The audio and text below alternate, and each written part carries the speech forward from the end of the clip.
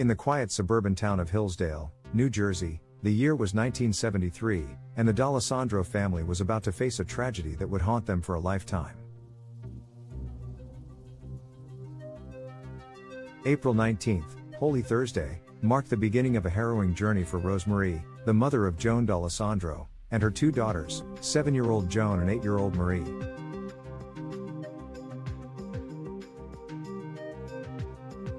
On that fateful day, the sisters embarked on a mission to sell Girl Scout cookies, using their charm to persuade neighbors within a 4-block radius. However, Joan was determined to complete the task alone and rushed back home to retrieve the remaining cookies. With a cheerful "Bye, Mommy, I'll be right back," she left her house with her Girl Scout case containing just 2 cookies. Time passed, and Rosemarie grew increasingly concerned as Joan failed to return for her piano lesson. The worry gnawed at her heart, but she tried to hold on to the hope that her neighborhood was safe, knowing that an FBI agent and a minister lived nearby.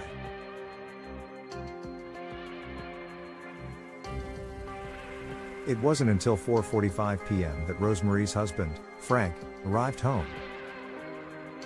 Rosemarie, her concern escalating, told him about Joan's absence. Frank, initially hesitant to entertain dark thoughts, finally agreed that something might be amiss.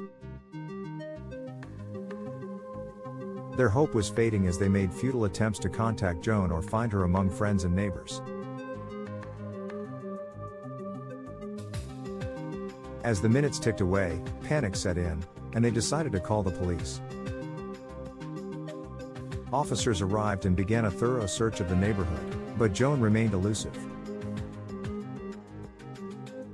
It was during this time that Rosemarie remembered Joan's mention of a new car in the neighborhood on St. Nicholas Avenue, belonging to a certain Joseph McGowan, a chemistry teacher at Tappan Zee High.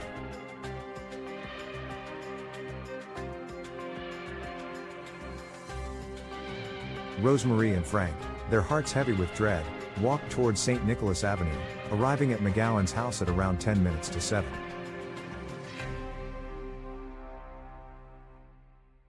McGowan, a bachelor in his late 20s, appeared unfazed as he answered the door, holding a thin cigar. Rosemarie, tears welling in her eyes, inquired about Joan, to which McGowan coldly replied, "No, I never saw her." His demeanor sent shivers down her spine, and she felt that he held the key to the mystery. The police arrived, and a massive search operation was launched. Volunteers combed every inch of the neighborhood, hoping to find the missing girl. However, Joan remained hidden from sight. Rosemarie's instinct led her to recall that Joan had mentioned the new car, which belonged to McGowan. The pieces of the puzzle were falling into place, and they knew they had to dig deeper.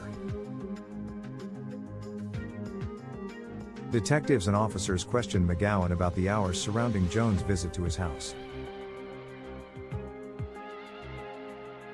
His story was riddled with inconsistencies and raised suspicions. McGowan claimed he had been grocery shopping, but when asked for a receipt, he couldn't provide one. He mentioned buying steaks and apples, but the contents of his fridge didn't confirm his story. Under the relentless questioning, McGowan's facade began to crumble.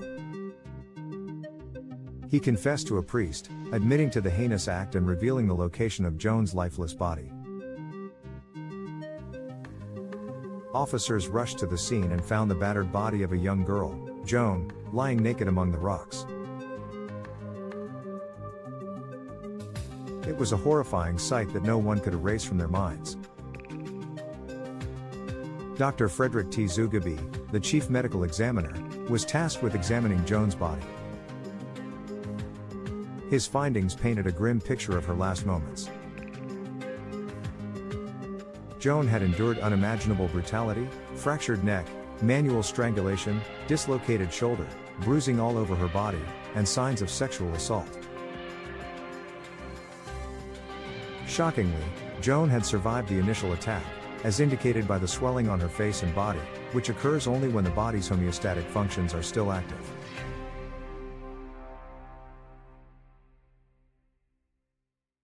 She had clung to life for approximately half an hour after the initial assault, displaying incredible courage. The subsequent strangulation, a misguided attempt by the assailant, ultimately took Joan's life. No parent could fathom the agony she endured in those final moments. Joseph McGowan was arrested and sentenced to a lifetime in prison. His appeals were all rejected, and he spent the rest of his life behind bars. On June 8, 2021, he passed away in prison, bringing a sense of closure to the D'Alessandro family. The D'Alessandro family endured unimaginable pain, but the memory of their beloved Joan lives on. May her spirit find solace in a better afterlife, free from the horrors of that dreadful day.